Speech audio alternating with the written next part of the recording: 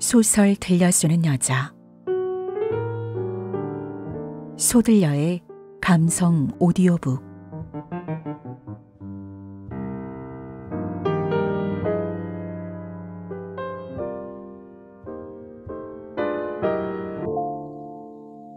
안녕하세요. 소들려입니다.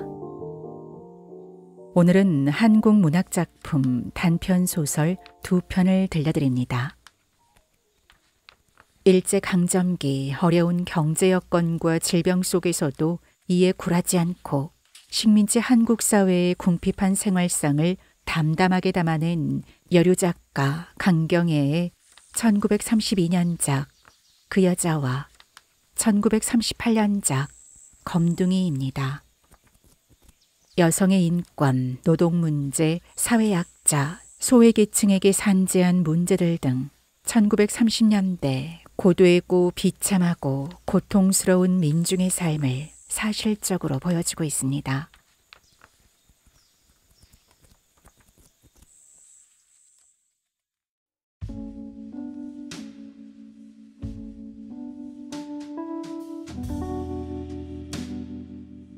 그 여자. 강경애.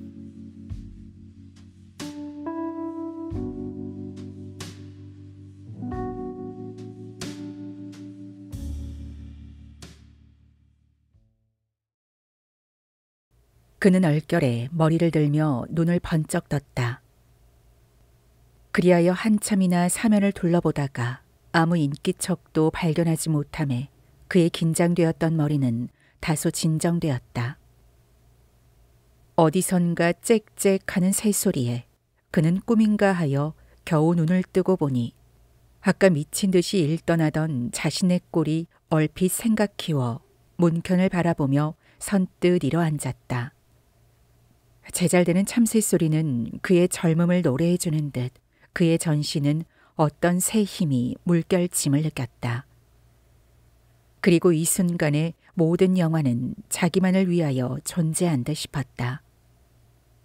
그는 저통을 어루만지며 이 손이 만일 남자의 손이라면 하는 생각이 들자 갑자기 귀밑이 확확 달아 얼핏 손을 떼면서도 어떤 쾌감을 느끼었다.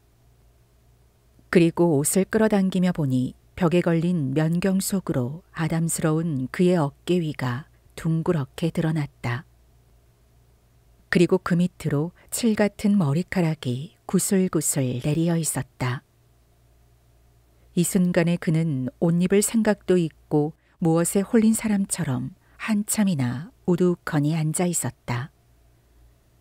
꿈 같은 이 방안도 차츰 새어온다. 어느덧 전깃불이 껌풋하고 꺼져버림에 그는 벌컥 일어나 옷을 입고 뒷문을 열었다. 밖으로부터 들어오는 산뜻한 바람은 그의 전신을 날듯이 해주었다. 그리고 이슬에 빛나는 백양나무 숲속으로 늦은 봄 짙은 풋냄새가 그윽히 새어들었다. 그 문편에 몸을 기대고 서서 머리를 들었다. 금은밤의 별같이 종종한 나뭇잎과 나뭇잎, 그 속으로 웃을 듯 웃는 듯이 나타나는 파란 하늘, 그리고 나뭇잎가로 붉은 선을 치고 돌아가는 광선에 그는 자신을 떠나 멀리 허공으로 헤매었다. 아까 면경 속으로 비치던 그의 둥근 어깨 위가 나타나며 그를 중심으로 덤벼드는 수많은 사내들의 얼굴이 꼬리에 꼬리를 물고 휙휙 지나쳤다. 따라서 잡지에 실린 그의 속옷과 자신의 사진이 선히 떠올랐다. 그는 생긋 웃으며 놈들 저들이 백날 그러면 소용이 무언가. 무의식간에 이런 말이 굴러나오며 입모습에는 비웃음이 떠돌고 있었다. 그에게 남자들에게서 오는 편지가 많을수록 그리고 그의 지은 글이 어떤 잡지에 달마다 실리게 되었을 때 그의 자존심은 까맣게 높아져 갔다. 그리고 그는 어떤 높은 탑 위에 선 듯하였다. 그는 생김과 같이 감각이 예민하였다. 누구에게나 어느 시기에 있어서는 시안구 지어보지 않는 사람이 없고 소설권이나 읽지 않는 사람이 없는 것처럼 시기가 시기인 것만큼 그에게 있어서도 애틋한 정서가 흘렀다. 그래서 그런지 그는 신문을 보거나 잡지를 대하게 되면 반드시 문예란부터 뒤져보곤 하였다. 그래서 본대로 몇 번 장난 비스릇이 지어보다가 어떤 아는 남자 편지 화답 끝에 써보낸 것이 동기로 그는 일약 여류문사가 되어버리고 말았다. 그에게 있어서는 어째서 자기가 이렇게 쉽사리 여류작가가 되었는지 반성해 보려고도 하지 않았다. 그저 자기와 같은 재산은 드물다는 것, 그것밖에는 없었다. 그러므로 누구를 대하든지 먼저 상대자가 마리아라는 자기의 이름은 말하지 않아도 지나친 것으로 생각되었다. 길가에 나서면 모든 사람들의 눈이 자기 한 사람에게로 집중된 듯하며 그만큼 자기는 인기 인물같이 생각되었다. 무엇보다도 여자로서는 글 쓰는 사람이 적은 것만큼 자기 한 사람에게만이 가능하다고 인정됨으로써였다. 그는 지금도 이러한 생각으로 가슴이 뿌듯함을 느꼈다. 그리고 앞에 전개되는 모든 경치를 의미 있게 바라보며 무엇이라도 써볼까 하고 요리조리 뜯어 모아보았다. 그러나 어쩐지 모르게 그럴듯한 곳은 있건만은 막상 붓을 들고 쓰려고 하니 홀랑 어디로 달아나 버리고 만다. 선생님, 진지 잡수시어요. 그는 놀라 학생 선편을 돌아보며 자기 손목을 내려다보았다. 이스려니한 시계는 없고 흰 팔 위에 시계자리만이 음쑥하니 남아 있었다. 순간에 그는 가슴이 선뜻하여 머리맡편으로 머리를 숙이니 면경 옆에서 째깍째깍하는 다정스러운 시계 소리에 그는 안심하고 시계를 집었다. 무슨 아침이 그리 이르냐? 아까와는 딴판으로 살짝 웃으며 이렇게 물었다. 선생님, 오늘 외촌에 가신다면요. 오, 참, 내 잊었구나. 그래, 나가마. 그제야 어쩌녁 늦도록 연재될 성경절 찾던 생각이 얼핏 들었다. 따라서 오늘 자기가 갈 얼두거우라는 지명이 새삼스럽게 생각해왔다. 학생은 돌아서 나갔다. 그의 삼당 같은 머리채 끝에 나폴거리는 댕기꼬리가 뚜렷이 그의 눈에 비쳤다.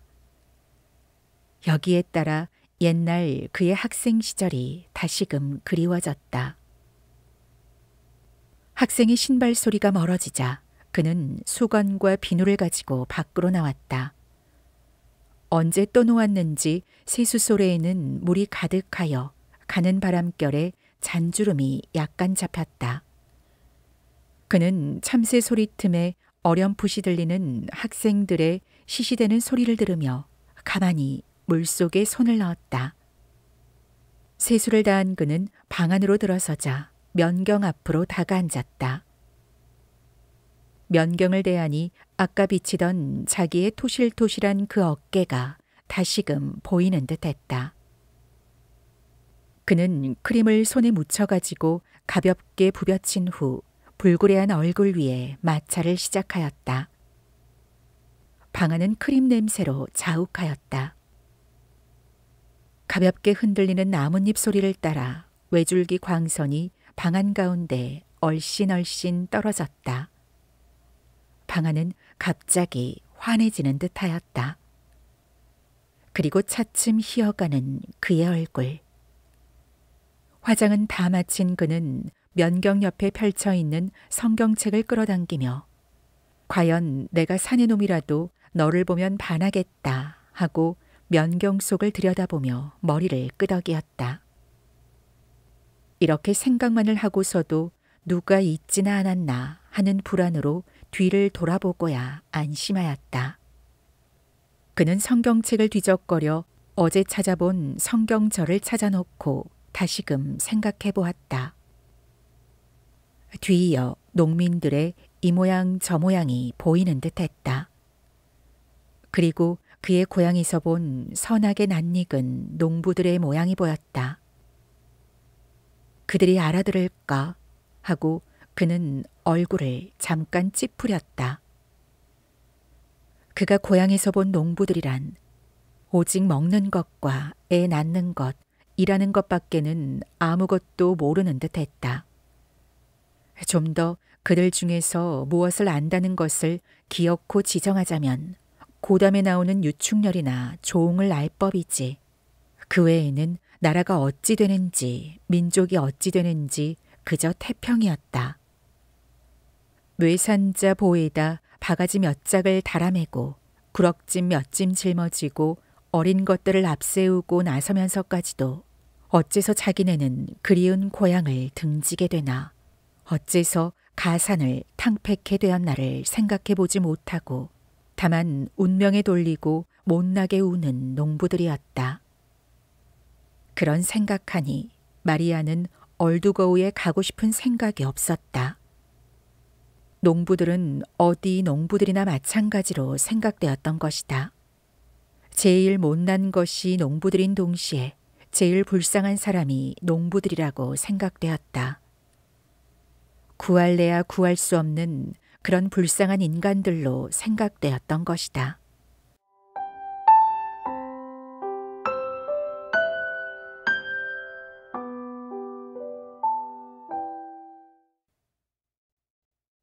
아침을 먹은 마리아는 학생들의 전송을 받으며 마차 위에 몸을 실었다. 뒤따라서는 시멀시멀 얼근 전도 부인이 까만 책보를 들고 올랐다. 말똥 냄새가 훅 끼치며 가슴이 매스케지는 것 같아 그는 소매로부터 수건을 내어 입에 대었다. 수건 끝에서 가볍게 이는 크림 냄새는 곁에 앉은 전도 부인에게까지 물큰 스치었다. 보기에도 험상궂은 마부는 무엇이라고 소리를 빽 지르며 채찍을 둘러매니 말은 내 굽을 뛰었다. 한 번 대답해 놓은 것이라 더구나 교장의 명령을 받아 할 수 없이 마리아는 이렇게 떠나나 어쩐지 불쾌하고 깨림직하였다. 그러나 한편으로 문예가는 때때로 여행도 해야 한다더라 하는 생각을 하자 농부들보다도 농촌의 자연미를 구경하는 호기심 그것에서 어떤 명작이나 하나 얻을까 하는 바람이 그로 하여금 커다란 기대를 갖게 하였다. 그가 용정에 들어온 후에 이렇게 외촌으로 나가보기는 아마 이번이 처음일 것이다. 이번도 얼두거우 예수교 안으로 설치된 부인 청년회에서 정화 여학교 교장에게 연사 부탁한 것이 하필 마리아가 떠나게 된 것이다. 그는 돌아보았다. 아직도 학생들은 서서 손짓을 하였다. 그도 마주 손짓을 하며 약간 미소를 띄었을 때 마차는 어떤 집 모퉁이를 돌아섰다. 콩기름 냄새가 그들의 코를 훅 찌르며 기름 튀는 소리가 복질복질 부지지하였다. 그는 얼핏 바라보니 부엌문 사이로 아궁에서 일어나는 장작불이 발갛게 보였다. 마리아는 어쩐지 섭섭한 생각이 들어 다시금 뒤를 돌아보니 지붕과 지붕 위로 기숙사 울타리인 백양나무 가지가 반공 중에 푸르러 있었다. 그때 내가 이 학교 일을 그만보고 아주 고향으로 이렇게 간다면 하는 생각을 하며 다시금 뒤를 돌아보았다. 아침 연기 속에 어린 용정기사는 콩기름과 돼지기름 맷새로 둘러싸였다. 그리고 가고 오는 물지개 소리며 고기 사오, 백채 사오 하는 서투른 조선말로 외치는 중국인의 굵고도 줄기찬 소리가 모퉁이에서 굴러나왔다. 구멍가게 옆에는 반드시 길다란 나무가 꽂혔으며 그 위에는 널조각나무로 가로지른 후에 그 가운데에는 천홍호, 원홍태라고 한 간판이 뚜렷하게 서 있었다. 그리고 오색 종이를 채바위같이 둥글게 뭉쳐 문전 좌우에 매단 집 문 앞에는 시커먼 널빤지가 놓였으며 그 위에는 새로 쪄다 놓은 만두가 가는 김을 토하고 있었다.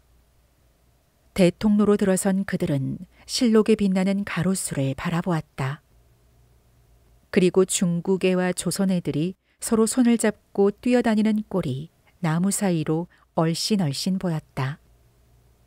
내 거리를 지날 때마다 등굽은 순사들이 무엇이 추운지 아직도 손바지 저고리를 통통하게 입고 총자루를 가로쥔 후에 지나가고 오는 사람들을 흘끔흘끔 쳐다본다.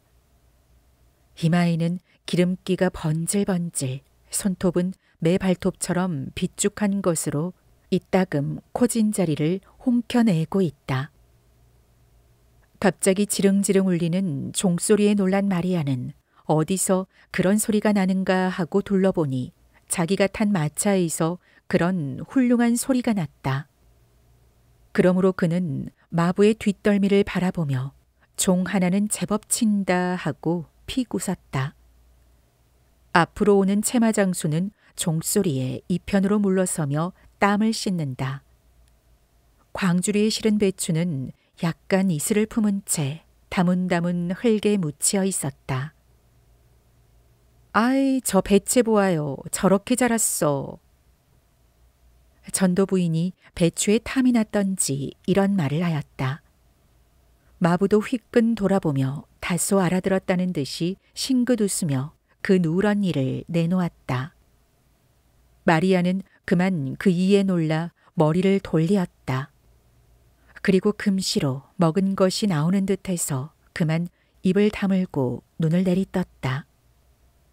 전도 부인도 이 눈치를 채었는지 빙긋이 웃으며 저것들은 아마 평생 이를 닦지 않는 모양입니다. 아이 참 어쩌면... 마리아는 이렇게 중얼거리며 해종일 저 꼴 볼 것이 난처하였다. 그리고 저것들도 인간이라고 할까 하는 의문이 불시에 일어났다. 어느덧 시가지를 벗어난 마리아는 푸른 들을 바라보다가 무심히 뒤를 돌아보았다. 차츰 멀어져가는 용정 시가 속에 붉고도 푸른 벽돌집 위에는 태양볕이 둥그렇게 번쩍이고 있었다. 아득히 바라보이는 산기슭에는 젖빛 안개가 뭉실뭉실 떠돌고 시선 끝까지 푸르러 있는 위에는 햇빛이 천갈래로 만갈래로 찢어 떨어져서 한층 더 푸르게 하였다. 가다가다 토담으로 둘러싼 포대는 산새똥으로 허옇게 되었다. 돌아올 줄 모르는 손주를 기다리는 자애로운 늙은이의 그 얼굴, 그 슬픈 표정이었다. 길가 좌우에는 이름 모를 좁쌀꽃이 빨갛게 노랗게 피었다. 그 푸른 잔디밭 속에 개미가 토굴을 파고 쇠똥구리가 쇠똥을 나르는 그 세계에도 이러한 자연이 그들을 얼싸안고 있었다. 그날 오후 2시에 마리아는 얼두고우 예수교내 강당 위에 높이 서서 요한복음 3장 16절을 가지고 믿음이란 문제로 강연을 시작하였다.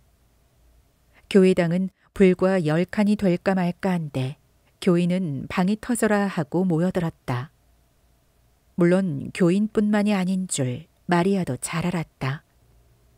문 안으로 들어서는 이마다 모두가 흑인종같이 보였다. 그 옷주제며 햇빛에 그을대로 그을은 얼굴들이 바라보기에도 끔찍하였다. 마리아는 입으로는 무엇이라고 짓거리면서도 속으로 딴 생각이 자꾸만 들어왔다. 말하자면 자기는 달개무리에 봉이 한 마리 섞인 듯하고 흑인종에 백인종이 섞인 듯한 느낌이었다. 따라서 저들이 나를 얼마나 곱게 볼까, 내 말에 얼마나 감복이 될까 하는 생각이 들자 자기도 모르게 생각지도 않은 열변이 낙수처럼 떨어졌다. 비록 성경책을 내놓고 믿음이란 문제를 걸어놨을 망정 사뭇 문제와는 딴판으로 노동자 농민을 부르짖고 현대 조선 사회상을 들추어냈다. 군중은 비오다 그친 것처럼 잠짓하여 마리아의 놀리는 입술과 그 요리조리 굴리는 눈동자를 바라보았다. 어쩐지 자기들과는 딴 인종 같으며 따라서 열과 피가 없고 말하자면 어떤 어여쁜 인형이 기계적으로 말하는 듯한. 그의 입속으로 노동자 농민이 굴러나올 때 황송 거북스럽고도 미안하게 생각되었다. 그리고 저가 어떻게 노동자 농민을 알게 되었는가 하는 의문을 품지 않을 수가 없었다. 마리아의 폐병자의 초기 같은 그의 얼굴빛이며 짙게 그린 눈썹 아래로 깜빡이는 눈만이 사른 듯하고 그 나불거리는 입술만이 마리아의 전체에 대하여서는 너무나 부자연한 듯하였다. 따라서 그들의 머리에는 공부한 신여성, 무엇을 안다는 여자는 다 저 모양이지 하는 생각만으로 뚜렷이 짓게 되었다. 여러분, 죽어도 내 땅에서 죽고요. 살아도 내 땅에서 살아야 한단 말이어요. 무엇하러 여기까지 온단 말이어요. 네? 그렇지 않아요. 네?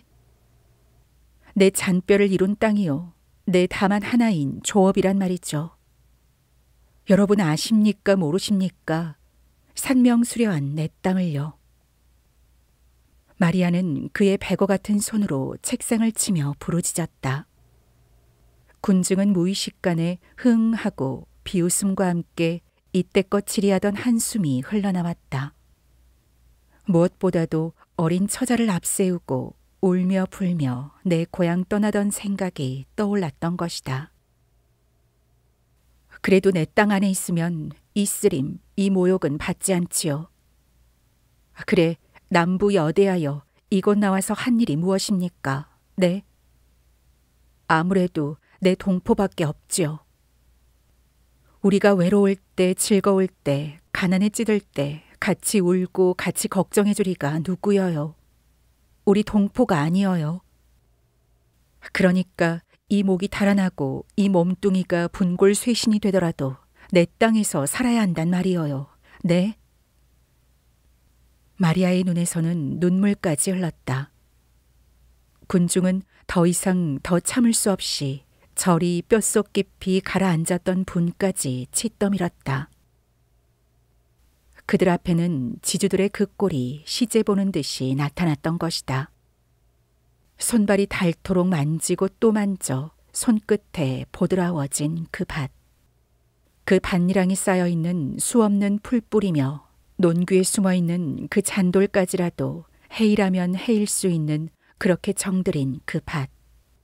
그 눈을 무리하게 이유 없이 떼이었을 때 그들의 가슴은 어떠했으랴.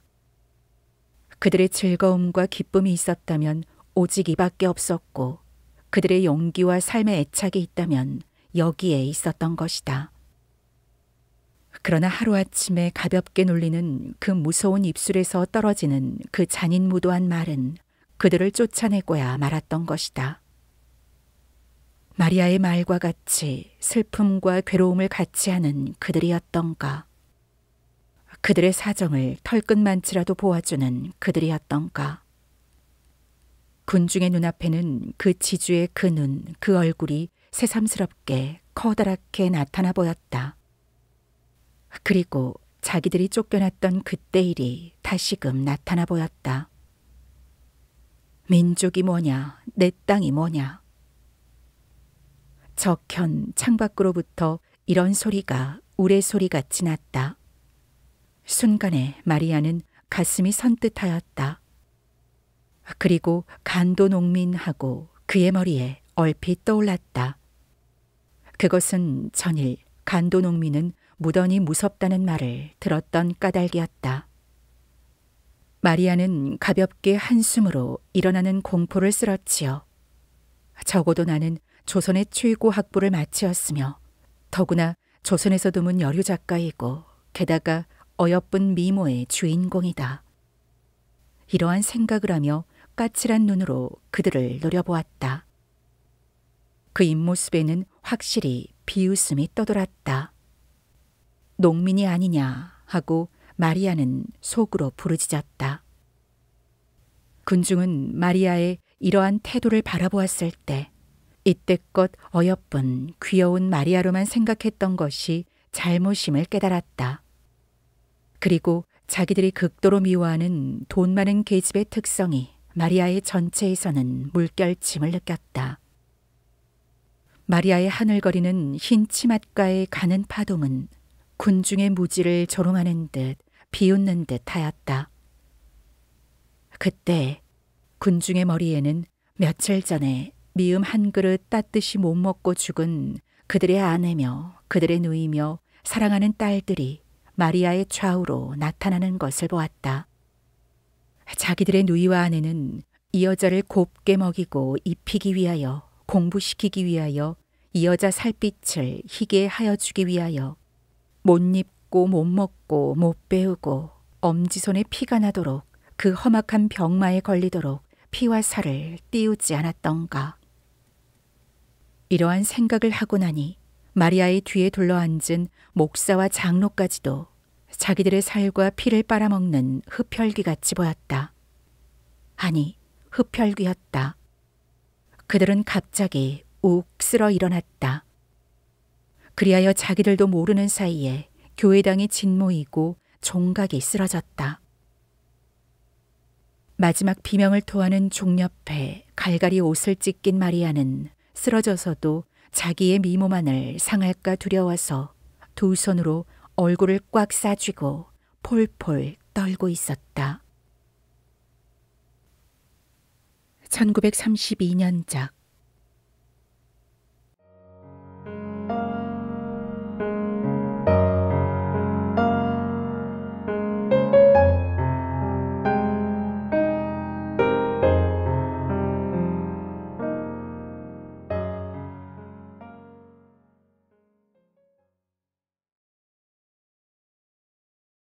검둥이.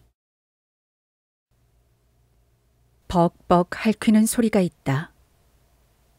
문득 보니 교실 문이 벙싯하였고 개의 발이 방금 문을 핥히는 중이었다. 검은 털 속으로 뿌하게 나온 발톱이란 칼끝보다도 더 예리해 보인다. 이스그네의 문이 열리고 귀가 덥수룩히 늘어진 검정개 한 마리가 덥신 들어온다. 구슬구슬한 털이랑 기름한 눈하고 뾰족히 튀어나온 주둥이며 뚱뚱하고도 늘씬한 허리가 일견 위풍이 느름하였다. 학생들은 눈이 둥글해서 바라보고 그 중에는 웃는 이까지 있었다. 칠판에 썼던 글을 지우던 K 선생이 학생들의 웃음소리에 귀가 띄어 머리를 돌리니 검둥이가 꼬리를 치며 달려온다. 선뜻 반가운 마음이 드는 동시에 벼랑간 일어나는 분노는 자기로서도 억제할 수가 없었다. 책상 위에 있는 채찍을 들어 개의 머리를 힘껏 쳐버렸다. 개는 껑충 뛰어오르면서도 피하려 하지 않고 여전히 K 선생의 앞으로 달려든다. 설레설레 젖는 꼬리 끝에 잠깐 발린 흰 털이란 밭꽃처럼 희다. 그러나 끝내 개는 꽁꽁 울면서 뛰어나갔다. 자, 그럼 내일 연습들 잘해 오시오. K 선생의 말소리는 약간 떨리는 것 같고 핏빛이 얼굴에 쫙 내돋는다. 눈알의 포르스름한 근육이 발랑발랑 뛴다. 그게가 교장 선생님네 개지? 아니다, 김 선생님네 개다. 교장 선생 댁에 있던데. 책보를 꾸리는 학생들은 이리 소근거린다. 귓결에 이마를 들은 K 선생은 아차, 내가 또 감정적 행동을 했나 보구나 하니 어쩐지 자신은 끝까지 소인이요 평생 요 모양으로 남의 눈에 거친 짓만 할 듯 싶어 슬픈 마음이 들었다. 하나 대인인들 부럽지 않다. 이러한 한 부르짖음이 가슴에 울컥 끼쳐진다. 학생들의 예를 받고 나오는 K 선생은 머리가 우쩍거리고 다리가 허청거려진다. 그럴 것이 이틀이나 오롯이 굶었기 때문이다. 새로 페인트 칠한 으리으리한 이 복도에 골이 메어서 학생들은 밀려나간다. 뽀얀 먼지 속에 구두 냄새 같은 게 훌훌 풍기고 못 신발 소리가 북을 울리듯 쿵쿵한다. 창밖에 단풍진 포플러 가지가 바람에 팽그르 돌고 먼 하늘이 갸웃이 들여다본다. 무척 낯익다.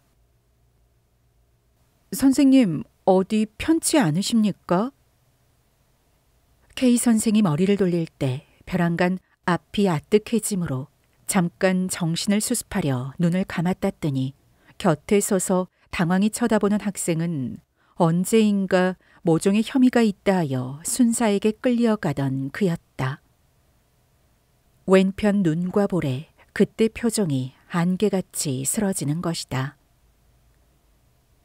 너냐? K 선생은 이리 말하고 다시 보니 그는 아니고 현재 재학생 중에 한 사람이다.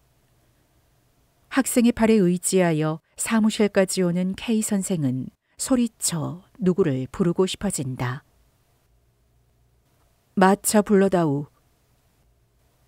K 선생은 정신이 번쩍 들어 학생에게 이리 부탁하고 사무실 문을 열었다. 담뱃내 자욱하고 싫은 시선의 눈을 뜨고 싶지 않다. 머리를 약간 숙인 그는 잠잠히 그의 책상으로 와서 머리에 손을 얹고 눈을 감았다. 어디 아프시오? 음악 선생의 해설핀 음성이다. 문득 최 교장의 얼굴이 보이고 이리 몸이 허약해지기까지 아무 탄환을 짓지 못한 자신이 슬프다 못해서 일종의 분을 일으키지 않을 수가 없었다. 이러한 약점을 이용하여 저들은 온갖 야비한 짓을 그에게 감행하지 않았나. 그는 벌떡 일어났다. 사무실이 핑 돈다. 그러나 다리에 힘을 주어가지고 교장실로 건너갔다. 최 교장은 방금 퇴근할 준비를 차리다가 K 선생을 보고 우뚝 선다. 그의 수염은 먹같이 짙은 빛이고 입술이 한 방만큼 커 보인다. 무슨 의논할 일이 생겼소? 누런 안경 아래 누런 웃음이 핑그르르 돌아간다. 네, 있습니다. 숨이 막힐 듯 K 선생의 가슴은 벅차다. 푸른 테이블에 놓인 투실한 최 교장의 손은 그의 얼굴과 달리 희고 젊은이의 손같이 근육이 팽팽하였다. 무슨 일이냐는 듯이 최 교장이 빤히 건너다 본다. 안경 뒤에 번들거리는 눈은 몹시도 깊어 보인다. 어제도 댁에 갔는데 안 계셔서. 그래. 무슨 일이요? 최 교장은 바쁜 듯이 묻는다. K 선생은 뛰는 가슴을 진정하며 숨을 가만히 들여 쉬고 나서 저 강연은 못하겠습니다. 몸이 아파서. 아파? 어디가 아프? 최 교장은 의열한 듯이 눈살을 약간 찌푸리고 언짢은 기색을 띄운다. 분화같이 터지려는 그의 입술을 지그시 깨무니 머리가 띵해지면서 귀가 우석우석 울기 시작한다. 극도에 달했던 분이 이제서 툭 꺾여 슬픔으로 흐르려고 한다. 어두컴컴한 지하 속 촛불이 노란 빛을 퍼치고 있던 흙내 가득한 그 속에서 밤을 낮삼아 일하다가 피곤에 지쳐 잠깐 눈을 감았다가 놀라 깨니 어서 좀 쉬우. 빙긋이 웃으며 저고리를 벗어 그의 어깨에 걸쳐주던 저. 벽에서 떨어진 얼굴의 흙보라를 조심히 씻어주던 어머니의 손처럼 따뜻하던 저 손. 생사를 헤아리지 않고 일하던 그때로부터 불과 10년 남짓한 오늘에 저다지도 변하였는가 하니 와락 달려 울고 싶어졌던 것이다. 물론 최 교장이 기어코 그에게 강연을 시키려는 한 가닥의 이유를 그가 모르는 바는 아니다. 그러나 그렇다 하여 그의 이러한 고민까지 모르는 채 하려는 저의 박절한 태도가 뜻을 같이 하는 것이라 할 수가 없었던 것이다. 자리가 자리인지라 그런지도 모르지. 속 깊은 저라 저리 내색을 않는지 모르지. 보다도 저의 지나친 용심 때문이니 설마 한들 그 양심까지야. 그렇다면 얼마든지 양보할 각오를 가지고 있는 게 아니냐. 그래서 교무주임의 지위도 순순히 내놓은 것이 아니냐. 부딪힐 곳을 잃어버린 K 선생은 스스로 고민을 어루만져 자위를 얻으려 한다. 그러나 그만큼 외롭고 적적함이 그의 목덜미를 꽉 누르는 것이다. 강연을 못하겠다. 할 수 없지. 최 교장은 넌지시 웃는 것이다. 머리를 치는 듯한 저 웃음. 그러나 K 선생은 진정을 고하여 그를 설복시키고 싶은 충동이 불길같이 내달린다. 눈물이 핑 돌았다. 최 교장의 얼굴이 캄캄해지는 것이다. 목을 끌어매어 호흡조차 임의로 할 수 없는 듯한 이 현실에서 그나마 뜻을 버리지 않으려 애쓰는 우리들이거니 조그만 이해 문제 때문에 이렇게 소홀히 할 것이랴.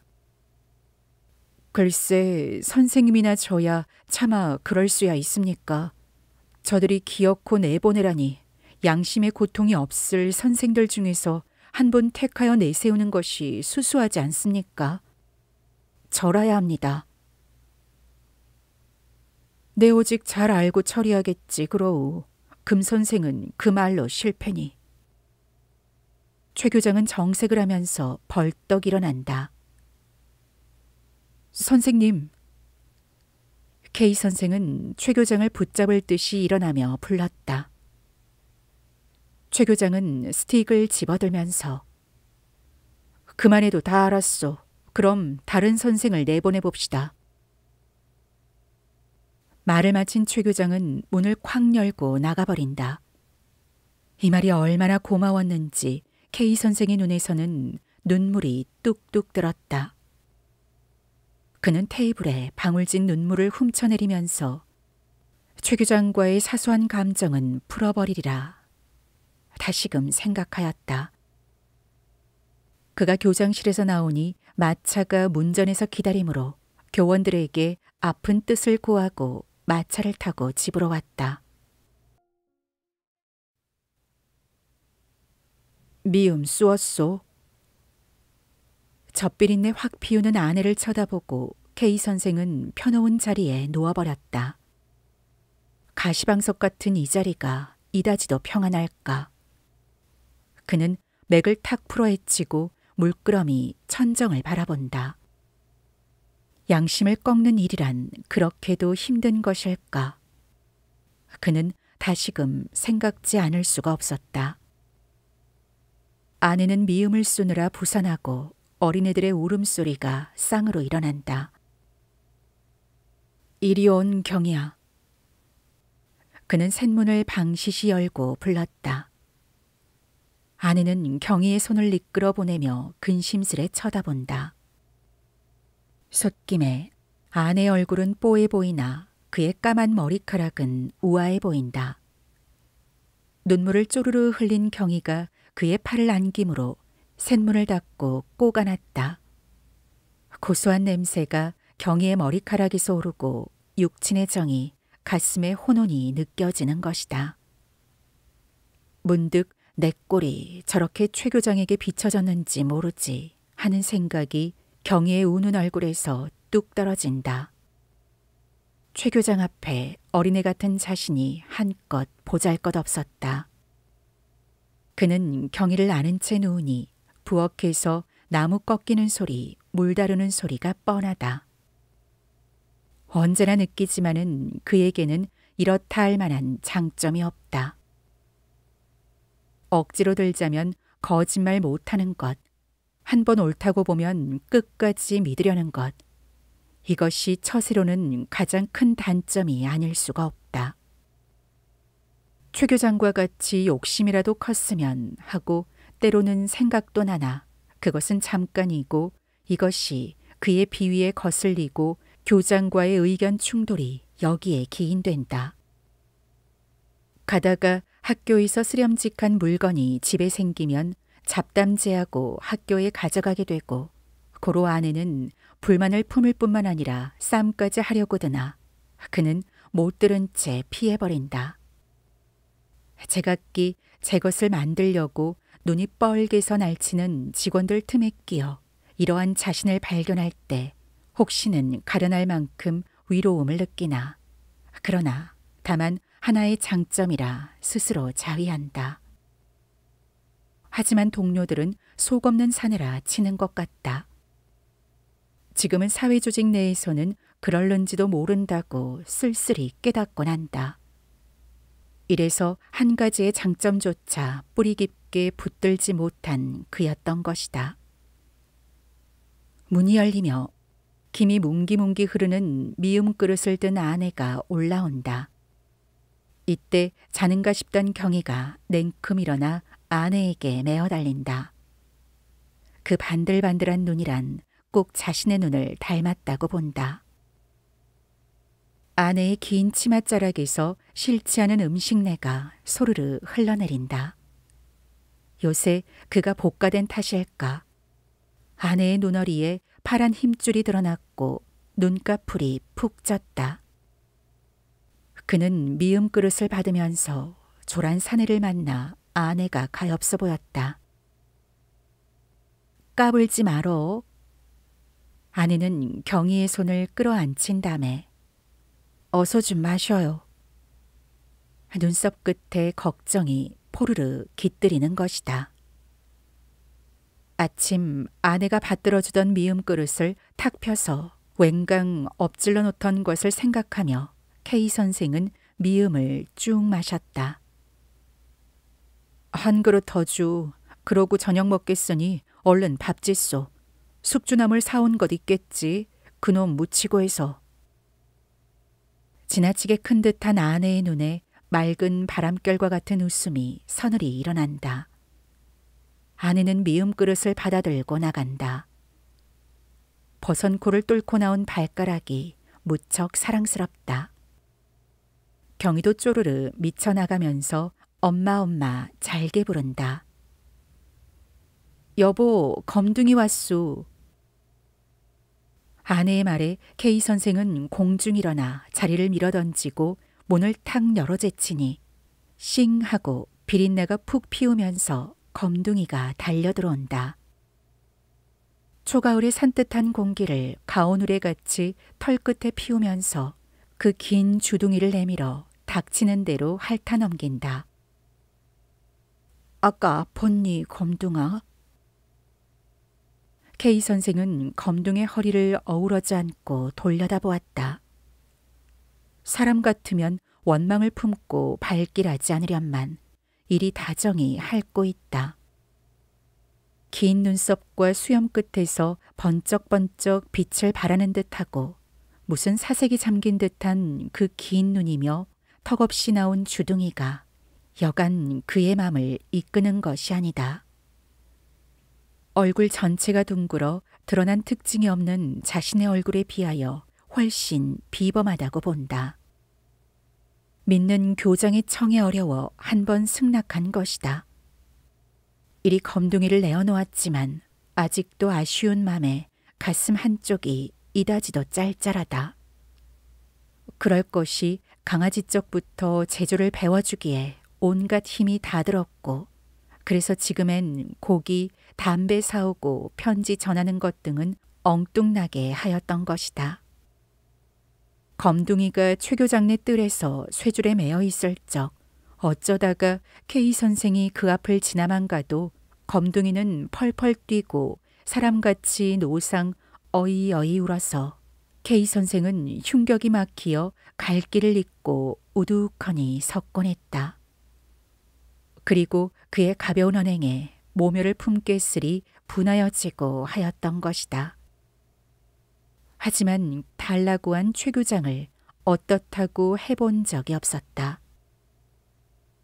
그만둬요. 그렇지 않아도 우리가 뭘 주어서 자꾸만 개가 간다고 저번 교장 댁이 좋지 않은 기색을 하던데요.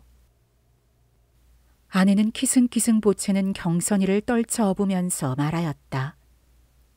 어깨너머로 보이는 경선의 넓은 이마는 아내의 것을 똑 땄다고 본다. 늘 오니까 그럴런지도 모르지. 그러나 오늘만은 줘야겠어. 아까 이놈이 교실에 들어왔단 말이야. 그런 걸 막 때려줬지. 그의 말에 검둥이의 심장 뛰는 것이 후둑후둑 느껴진다. 교실에요? 저거 봐. 아내는 놀라 과자 봉지를 갖다가 입에 물려준다. 검둥이는 턱 누워서 과자를 우쩍우쩍 씹는다. 날카로운 이가 한 뼘이나 되어 보인다. 안 가겠다고 검둥이를 때려보낸 뒤 K 선생은 잠든 경선이를 앞에 누이고 자리에 누웠다. 호정우씨 졸음이 오려고 한다. 직접 나가 싸우지 못한들 그 어찌 양심에 없는 일이야. 코가 맹맥히 막히는 듯해서 눈을 번쩍 떴다. 이마에 땀이 버쩍 내솟았다. 어제 그제 밤새워 고민하던 것이 아직도 머리에 꽉 빠려 일이 되풀이하게 된 것이다. 머리가 지끈지끈 쑤시고 입술이 촐촐 마른다. 그는 아내에게 냉수를 가져오라 하여 마신 뒤 멍하니 천정을 노려본다. 방 안은 연기 같은 어둠에 푹 잠기고 오직 안문 위쪽이 석양볕을 달처럼 띄우고 밝아스름할 뿐이다. 간혹 그릇 부시는 소리가 제르륵거리고 경선의 숨소리가 아늑히 흐른다. 교정이 그쯤 말했으니까 다른 일을 나가게 하겠지. 오 선생을 내보낼 텐가. 내일만 지나면 되겠지. 그러나 이번 우리의 행동에 대하여 그들은 좀 주목할는지 모르지. 내가 교장이 나가서야 만족해야 할 터인데. 뭐 별일이야 있겠냐. 대표로 나가는 이가 있는데. 요새 직원들의 눈치를 보나 일반의 여론을 들으나 교장보다 자기가 더 적게 주목을 받고 있음을 뻔히 안다. 그래서 학교로서 받는 타격이 적지 않게 있음도 누구보다도 잘 알고 있다. 까닭에 학교를 그만둘까 하는 생각도 없지 않으나 우선 당장의 생활 문제가 막연하고 이때까지 붙들어온 것을 쉽사리 내어놓기란 그리 용이한 것이 아니다. 그저 눈 딱 감고 있노라니 이에 없는 직원들은 말할 것도 없지만 믿던 교장까지도 완연히 내색을 하는 것이다. 7년 전 서대문 형무소에 나온 K 선생은 어떤 친구의 소개로 이곳 X학교 교원으로 오게 되었다. 때는 제2간도 출병의 종소리가 간도 천지를 울렸으니 오래 있던 교원들도 슬금슬금 꼬리를 빼어 달아나 버리고 모든 일에 생소한 K 선생 혼자 오뚝 남게 되었다. 날마다 검거 사건이 일어 학생들은 잡혀가고 혹은 무서워 도망가고 나중엔 10여 명 남짓하였다. 하루에 한 끼 먹기도 바쁜 수임을 가지고 K 선생은 완강히 버티어 2, 3년을 훌씬 지나버린 것이다. 시국의 안정을 따라 차차 학생 수가 많아졌고 여기에 이르러 교원들도 늘게 되었으니 지금의 최 교장도 그때 K 선생을 불러들였고 또한 교장으로 올려 세웠으니 이래 꾸준히 운전시켜온 그였다. 신학기마다 퇴락한 교사를 수리해오는 것이 7년이 되는 오늘에야 겨우 학교로서의 면모를 갖추게 된 것이다. 별소를 짓고 회벽을 하고 페인트 칠을 하고 현관을 짓고 운동장을 넓히고 올해는 울타리의 정문까지 버젓이 세우게 된 것이다. K 선생도 올부터야 비로소 직가다비를 벗어던지고 고꾸라 양복을 집어치운 것이다. 언제부터인가 싹트오던 최 교장의 욕심은 시국을 타서 점점 드러나게 되었으니 금년부터는 버쩍 노고로 하였고 여기에 따라 학생들도 두 패로 나누인 것이다. K 선생은 하나둘 최 교장에게 양보하였다. 물론 그의 약한 성격상으로 오는 결론이었겠지만은 보다도 이러한 시국에 앉아 기운을 뿌리채 잃고 만 것이다. K 선생은 하나둘 최 교장에게 양보하였다.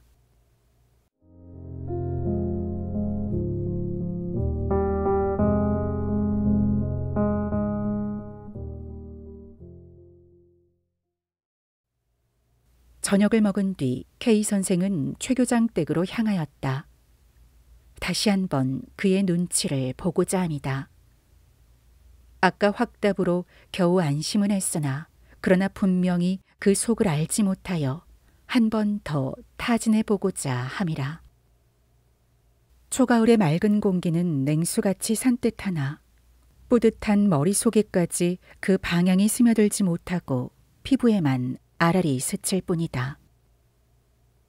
바라보니 초승달이 무연한 벌판 위에서 혼자 갈 길을 잊은 듯 가도 오도 못하고 울 듯한 표정이다.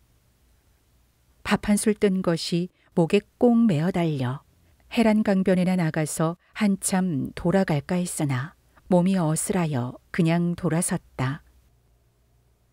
학교 앞을 지나다가 그도 모르는 새에 발길은 학교로 들어가 버린다. 학교 정문에 손을 대었다. 따뜻한 감촉, 비린내 몰싹 비우는 페인트네. 대견한 맘에 슬슬 어루만졌다. 손에 열이 있다는 것을 느끼면서 우두커니 섰다. 7년을 내리 이 정문을 짓지 못해서 속이 썩을 대로 썩은 셈이다. 어디 가면 큰 문만 바라다 배고 우리 학교 정문은 이리이리 세워야겠다고 정신없이 계획하던 것이 두어 달 전에 바로 여기에 실현된 것이다. 안부를 대어 정문을 쌓을 때 K 선생은 시간마다 뛰어나와서 잔소리를 하고 지시하므로 중국인이 하도 귀찮아서 나 이런 일 못하겠어. 우리 사람이 일이 많이 했어도 처음 보는 사람이여. 하고 머리를 내흔들던 기억이 아직도 새롭다. 확실히 나는 남아의 기질이 적어. 물론 시국의 탓이지만 이러한 약점으로 인해 힘들여 만든 이 학교조차 빼앗기게 되는 게 싶어진 것이다. 밥 한 줄 너쩍 사귀지 못하고 깔닥깔닥하는 보잘것없는 자신을 지금 내려다본다. 그는 정문에 얼굴을 데려다가 교문 안으로 들어갔다. 숙직실에서 흘러나오는 불빛이 붉은 실타래같이 찢겨지고 휘영청 넓은 교정이 검푸른 파도같이 움실움실 흔들리는 것 같다. 어둠 속에 뚜렷이 솟아있는 저 2층 교사. 자신의 손때가 아니 묻은 곳이 그 어디랴. 5년 전 어느 봄날 구질구질이 비가 내린다. K 선생이 학교에 오니 교실이란 교실에는 비가 새어 지질했고 학생들은 복도 한 구석에 몰려서서 우울해 있다. K 선생은 한참 열변을 토하여 그 우울한 학생들의 기분을 일소시키고 마침 비가 뜸해진지라 지붕을 손질하기로 결정하였다. 그러니 학생들은 기운이 나서 발을 벗고 소매를 걷어붙인 다음에 분할하여 맡은 임무를 다하였다. 흙이 파지고 일변 개어지고 긴 사다리가 처마 끝에 놓이고 학생들이 열을 지어 올라서고 K 선생과 머리 큰 학생들은 까만 지붕에 올라섰고 어린 학생들은 메주덩이 같은 흙덩이를 나르느라 뛰어가고 뛰어오고 K 선생은 기와 틈에 발을 붙이고 연달아 올라오는 흙덩이를 받아 기와 틈에 끼우고 아래를 내려다보며 이 일을 시킨다. 제기 흐르는 그 눈에 열이 호독호독 뛰고 평생 놓을 줄 모르는 머리카락은 산산이 흩어졌고 잠시도 다칠 사이가 없이 입을 놀린다. 선생은 한 분이나 여러 분 같이 생각되고 학생들의 일의 능률은 놀랄 만큼 진행되어 셋이나 남짓해서 질펀하게 기와를 다시 쌓고 빗속에서 교가를 부르며 운동장을 뛰던 그 시절. 지금은 양철 지붕에 달빛이 굴러 쇳소리 징징 소리날 듯 웅장한 태도다. 그는 안심의 한숨을 푹 쉬었다. 남은 아무러 하더라도 그래도 저만큼 한 사업을 이루어 놨거니 하는 생각이 들었던 것이다. 1938년작